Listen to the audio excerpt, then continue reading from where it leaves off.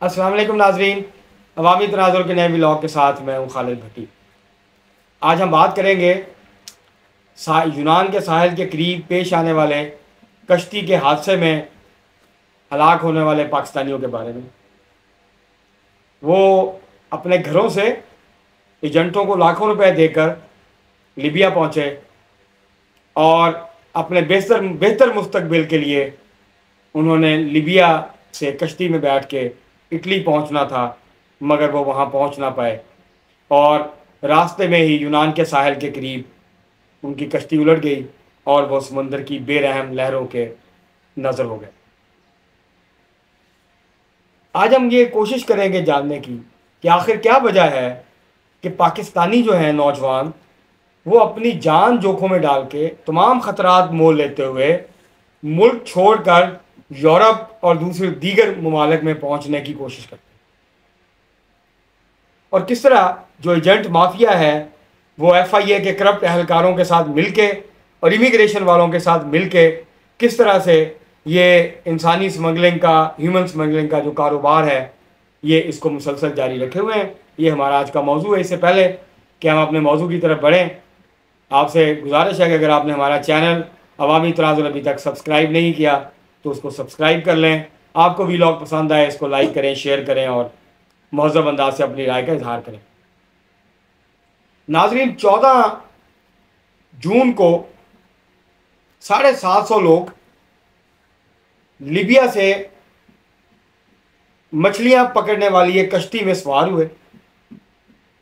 ये 750 लोग उससे कहीं ज़्यादा थे जितना वो कश्ती बोझ उठा सकती थी, और इंसानी स्मगलर्स ने, जो कि इंतहाई बेरहम होते हैं, वो इंसानों को भेड़ बकरियों की तरह उन्होंने उस ट्रॉलर पे या कश्ती पे लादा, और वो कश्ती जो है वो बीच समंदर जाके उसका इंजन बंद हो गया। और अक्सर ये भी होता है कि वो जानबूझ के इंजन बंद कर देते हैं कश्ती का, और उसके बाद फिर क्योंकि उनकी कोशिश ये होती है कि बीच समंदर अगर कोई जहाज़ गुजर रहा होगा, जब डिस्ट्रेस कॉल चलेगा तो फिर जो है वो कोस्ट गार्ड मदद को आएंगे और वो लोगों को रेस्क्यू लेके चले जाएंगे। और ये अक्सर इस तरह के वाक़यात जो है वो पेश आते रहते हैं। और यही 14 जून की वाले दिन हुआ। जो सर्वाइवर्स हैं, जो पाकिस्तानी बचे हैं 10 से 12, उनके बकौल कि इंजन जो है वो ख़राब हो गया। 7 घंटे तक कश्ती जो है वो समंदर पे मौजूद रही। उसके बाद BBC की रिपोर्ट के मुताबिक उस बड़ी कश्ती को एक छोटी कश्ती बोट की मदद से जब खींचने की कोशिश की गई तो वो उलट गई और वो लोग जो थे समंदर में गिर गए। और उसके बाद अब तक जो है वो 100 के करीब लाशें मिली हैं, जबकि 100 से ज़्यादा अफराद को जो है वो बचाया जा चुका है। लेकिन बाकी जो हैं उनकी लाशें अभी तक जो है वो नहीं मिली हैं, उनका कोई पता नहीं है। और जिस गहरे समंदर में कश्ती डूबी तो उसके बाद बचने के इम्कानात जो हैं लोगों के वो बहुत कम है। इस हादसे में मुख्तलिफ मुतज़ाद रिपोर्ट्स हैं। कोई कह रहा है 298 पाकिस्तानी थे, कोई कह रहा है 300 थे, कोई कह रहा है 400 थे। लेकिन बहरहाल काफ़ी बड़ी तादाद पाकिस्तानी नौजवानों की इस कश्ती के हादसे की नज़र हुई है, मौजूद थे वो कश्ती में। उसमें से 131 अफराद का ताल्लुक बताया जाता है कि आज़ाद कश्मीर के मुख्तलिफ इलाकों से था। बाकी जो लोग थे उनका ताल्लुक गुजरात, गुजरांवाला, खारियाँ, मंडी बहाउद्दीन वगैरह के इलाकों से था।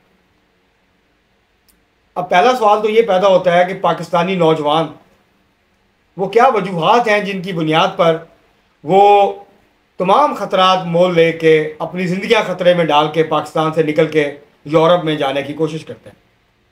और जैसे ज़ाहिर है यूरोप जो है वो अमीर ममालिक हैं, वहाँ जो है वो आप ज़्यादा पैसे कमा सकते हैं, वहाँ तनख्वाहें ज़्यादा हैं, वो हाई जो है वो वेज इकॉनमीज़ हैं। उसके मुकाबले में पाकिस्तान एक गरीब मुल्क है, पसमानदा मुल्क है, एक लो वेज इकॉनमी है। लोग जो है वो गुर्बत की चक्की से, दलदल से निकलने के लिए, और लोअर मिडिल क्लास के लोग जो हैं वो अमीर होने के लिए जो है वो वहाँ तक का सफ़र जो है वो किसी भी तरह से, किसी भी कीमत पे करने के लिए तैयार हो जाते हैं। एक वजह गुर्बत है पाकिस्तान में, दूसरी वजह लोगों के पास जॉब्स का और कारोबार के मौके ना होना है, आगे बढ़ने के मौके ना होना है। तीसरा, सिस्टम के ऊपर लोगों का टूटता हुआ एतमाद है, उनका यकीन है मुल्क की जो मौशी सूरत हाल है, जो मौशी बहरान है, और उसके साथ साथ जो सियासी अदम इस्तेहकाम है और गैर यकीनी है। पाकिस्तानियों की अक्सरियत इस वक्त अपने मुस्तकबिल के हवाले से गैर यकीनी का शिकार है। उनको समझ नहीं आ रही है कि पाकिस्तान जो है वो कब सही सिमत में अपने सफ़र का आगाज़ करेगा, ताकि उनके जो बुनियादी इशूज़ हैं वो हल हो सकें, और उनको अपने प्यारों को छोड़ के अपने बीवी बच्चों, माँ बाप, बहन भाइयों से, रिश्तेदारों से, दोस्तों से दूर दियारे गैर में जाके जो है वो मेहनत मजदूरी ना करनी पड़े, बल्कि वो पाकिस्तान के अंदर से इतने पैसे कमा सकें कि वो अपने घर वालों के साथ रहते हुए, उनके साथ खुशियाँ शेयर करते हुए, शरीक होते हुए वो यहाँ पे एक अच्छी ज़िंदगी गुजार सकें। ये आम पाकिस्तानी का ख्वाब है। लेकिन बदकिस्मती से जो पाकिस्तान के हुक्मरान तबका है वो इस ख्वाब को पूरा नहीं कर पाया है, और ना उसकी कुछ दिलचस्पी नज़र आती है कि जो आम पाकिस्तानी हैं उनका म्यार ज़िंदगी बुलंद हो, उनके हालात कार बेहतर हो, पाकिस्तान की मैशत मजबूत हो, पाकिस्तान एक पुरअमन, खुशहाल और एक मजबूत जो मुल्क के तौर पे जो है वो उभर के सामने आए। हम इस बात पे फ़ख्र करते हैं हमने एटम बम बनाया, हम इस बात पे फ़ख्र करते हैं कि हमारे पास एक मजबूत, ताकतवर, तवाना फ़ौज मौजूद है, बड़ी फ़ौज मौजूद है। हम इस बात पे फ़ख्र करते हैं कि हमारे पास मिज़ाइल हैं, हमारे पास हमारा दिफा बहुत मजबूत है। लेकिन जब हम ह्यूमन डेवलपमेंट को देखते हैं, जब हम इंसानी तरक्की को देखते हैं, तो हर जो शोबा है वो ज़ुबूं हाली का शिकार है और एक अजीब तरह की शर्मिंदगी का एहसास होता है। आपको फ़ख्र नहीं होता इस बात पे कि आपके पाकिस्तान में या आप यहाँ पाकिस्तान में गुर्बत कितनी ज़्यादा है, या बेरोज़गारी कितनी तेज़ी से बढ़ रही है, या माशी बदहाली किस तरह बढ़ रही है, जहाँ लोगों की ज़िंदगी किस तरह जीर्ण हो रही है। तो ये वो वजूहात हैं जिसकी बुनियाद पे पाकिस्तान से दो तरह के लोग बाहर जाते हैं। एक वो लोग हैं जो पढ़े लिखे नौजवान हैं, जो अपनी तालीम हासिल करते हैं, फिर आला तालीम के लिए बाहर जाते हैं और वो कानूनी तरीके से वीज़ा लेते हैं और बाहर जाते हैं। उनमें से ज़्यादातर का ताल्लुक middle class, lower middle class से होता है, और अमीरों के बच्चे तो ज़ाहिर है वो कहीं भी जा सकते हैं। दूसरे वो लोग हैं, और ये पढ़े लिखे होते हैं, प्रोफेशनल्स होते हैं। दूसरे वो लोग हैं जो कि हाईली स्किल्ड होते हैं, टॉप प्रोफेशनल्स होते हैं। वो मुख्तलिफ मुल्कों में जाते हैं, यूरोप में भी, अमेरिका में भी, सऊदी अरेबिया, यूएई, मुख्तलिफ मुल्कों में जाते हैं। अच्छी तनख्वाहें मिलती हैं उनको पाकिस्तान की निस्बत में, वो ज़्यादा पैसे कमा सकते हैं तो इसलिए जाते हैं। तीसरे वो लोग होते थे कभी पाकिस्तान में जो ज़्यादा पढ़े लिखे नहीं होते थे, वो मेहनत मजदूरी के लिए Saudi Arabia, UAE, Bahrain, Qatar, Kuwait वगैरह जाया करते थे। लिबिया और इराक में भी एक वक्त में जाया करते थे।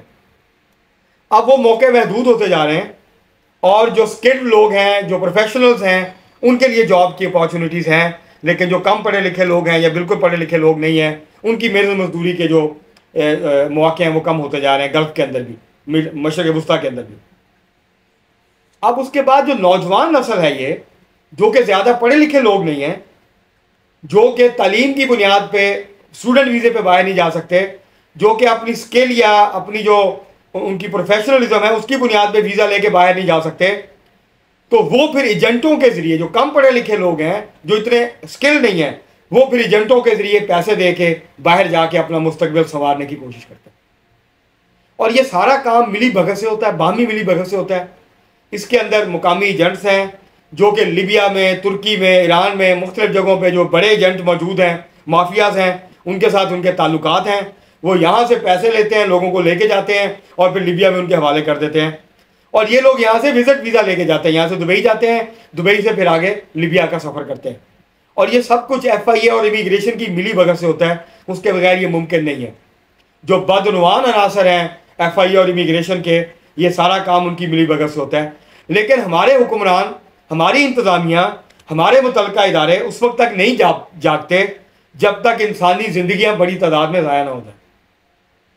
इंसानों की जान जब तक नहीं जाती तो हमारे यहाँ जो आम रूटीन का काम है, जिन इदारों का काम है कि वो इंसानी स्मगलिंग को रोकें, वो अपना काम करते हुए नज़र नहीं आते।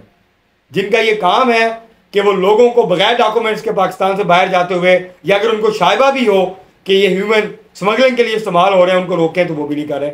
तीसरा काम, हम अपने जो मौशी हालात हैं, जो समाजी मादी हालात हैं, उनको भी बेहतर नहीं कर रहे। और इस वजह से ये जो नौजवान हैं वो ये समझते हैं कि उनके पास इसके अलावा और कोई चारा नहीं है कि वो कोई भी बड़े से बड़ा ख़तरा मोल लें, अपनी जान जोखों में डालें, जान ख़तरे में डालें, ताकि वो वहाँ चले जाएं। वो तो वहाँ भी मेहनत मजदूरियाँ करते हैं, छोटे मोटे काम करते हैं, लेकिन कम अज़ कम उनके पीछे जो घर हैं। और क्योंकि एक और वजह भी है, जब वो देखते हैं कि जो लोग बाहर गए हुए हैं मेहनत मजदूरी करते हैं, बेशक पढ़े लिखे भी नहीं हैं, लेकिन जो इटली में है, फ्रांस में है, स्पेन में है, मुख्तलिफ काम करते हैं, मेहनत मजदूरी करते हैं, तो अब उनके जो रिश्तेदार हैं, जो फैमिली हैं, पीछे बच्चे हैं, भाई हैं, वो अब माँ बाप हैं, वो यहाँ गाड़ियों में घूमते हैं, उन्होंने बड़े बड़े घर बना लिए हैं, वो खुशहाल ज़िंदगी गुजार रहे हैं। तो वो बेसिकली अपनी जान ख़तरे में डाल के जाते हैं ताकि उनकी अपनी ज़िंदगी भी बेहतर हो जाए और साथ साथ जो है उनके पीछे घर वालों की ज़िंदगी भी बेहतर हो जाए। और ये सिलसिला तब तक नहीं रुकेगा। अब सख्ती भी करेंगे, लोगों की तादाद कम हो जाएगी, लेकिन ये सिलसिला रुकेगा नहीं जब तक पाकिस्तान के अपने हालात बेहतर नहीं होते, पाकिस्तान की अपनी मैशत मजबूत नहीं होती। यहाँ हम लोगों के लिए जो है वो मौके पैदा नहीं करते कि वो पाकिस्तान में रह के अपना मुस्तकबिल जो है वो बेहतर कर सकें, वो खुशहाल और पुरअमन जो ज़िंदगी है, बाइज़्ज़त ज़िंदगी जो है, पुरवकार ज़िंदगी गुजार सकें। तो इसकी ये जो और तीसरी वजह, इसकी जो एक और बड़ी वजह है, ये जो हादसा हुआ है, ये जो रवैया अपनाया है दाएं बाजू की जो यूरोप की हुकूमतें हैं, इटली की, यूनान की और मुल्कों की, वो इमिग्रेंट्स को अपने यहाँ आने से रोक रहे हैं, डिस्करेज कर रहे हैं। पहले उनके कोस्ट गार्ड जैसे ही कोई मसला होता था वो फ़ौरन रेस्क्यू के लिए पहुँचते थे और इंसानी हमदर्दी की बुनियाद पर लोगों को रेस्क्यू करते थे और फिर अपने यहाँ उनको रखते थे। अब उन्होंने ये पॉलिसी तर्क कर दी है।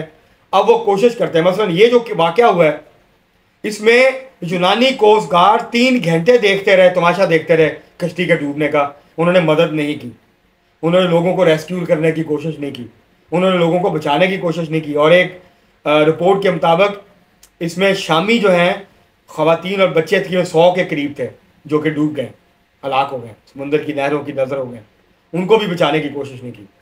तो ये जो गैर इंसानी रवैया है यूरोपीय ममालिक का, उनकी दाएं बाजू की हुकूमतों का, ये भी एक बड़ी वजह है जिसकी वजह से हादसा हो रहे हैं। एक और जो बड़ी वजह है, क्योंकि जब से तुर्की ने सख्ती की है यूरोपीय यूनियन के कहने पे, पहले लोग यहाँ से ईरान तुर्की जाते थे और फिर वहाँ से यूनान और आगे जाने की कोशिश करते थे।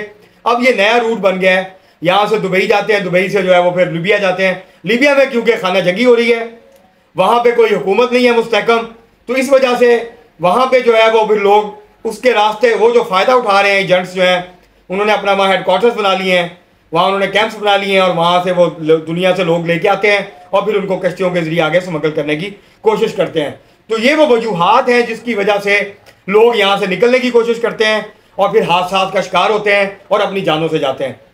इसके लिए ना सिर्फ ये कि जो कवानीन हैं उन पर अमल करने की ज़रूरत है, बल्कि उसके साथ साथ पाकिस्तान की मईशत को मजबूत करने की ज़रूरत है।